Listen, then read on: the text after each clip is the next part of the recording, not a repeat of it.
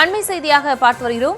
சிவகங்கை மாவட்டத்தில் 29 வயதான கோவில் தற்காலிக பணியாளர் அஜித்குமார் காவல்துறை விசாரணையில் உயிரிழந்தது தொடர்பாக தற்போது உடலின் பிரேத பரிசோதனை அறிக்கையானது வெளியாகியிருக்கிறது. அதில் சுமார் அவருக்கு 18 இடங்களில் கடும் காயம் இருந்ததாக தகவல் கிடைக்கப்பெற்றிருக்கிறது. அந்த அண்மை செய்தியை பார்த்து வருகிறோம். விவரங்களோடு இணைக்கிறார் எமது செய்தியாளர் மகேஷ். மகேஷ், வணக்கம். தற்போது உயிரிழந்த அஜித்குமாரின் உடலில் 18 இடங்களில் கடும் காயம் இருந்ததாக தகவல் கிடைக்கப்பெற்றிருக்கிறது.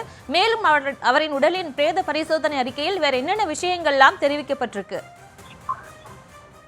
நிச்சயமாக தமிழகத்தை உலுக்கிய அஜித்குமாரின் கொலை வழக்கானது தற்பொழுது திருப்புமுனை ஏற்பட்டுள்ளது. சிவகங்கை மாவட்டத்தைச் சேர்ந்த 29 வயதான கோவில் தற்காலிக பணியாளராக அஜித்குமார் காவல்துறை விசாரணையில் உயிரிழந்ததாக கூறப்படும் சம்பவத்தில் தற்பொழுது அவரது உடலை பிரேத பரிசோதனை மேற்கொண்டதில் அவருக்கு கடும் சித்திரவதை செய்வதற்கான அடையாளங்கள் இருப்பது உறுதி செய்யப்பட்டுள்ளதாக தகவல் வெளியாகியுள்ளது.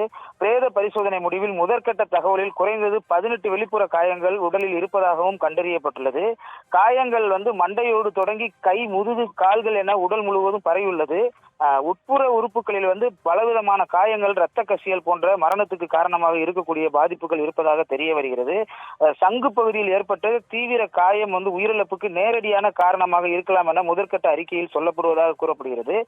மேலும் உளவியல் அடிப்படையில் ஏற்பட்ட அதிர்ச்சி, அழுத்தம் மற்றும் உட்புற இரத்த கசியல் போன்றவை கூட மரணத்திற்காக வழிவகுத்திருக்கலாம் எனவும் கூறப்படுகிறது.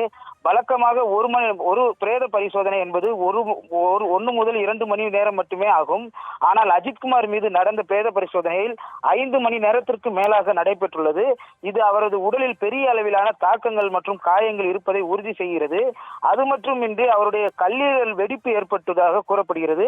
குறிப்பாக பலத்த இரும்பு கம்பியால் போன்ற பல்வேறு ஆயுதங்களால் அவருடைய வயிற்று பகுதியில் ஓங்கி அடித்தால் மட்டுமே இது மாதிரியான கல்லீரல் வெடிப்பு ஏற்பட்டிருக்க வாய்ப்பு இருப்பதாக கூறப்படுகிறது.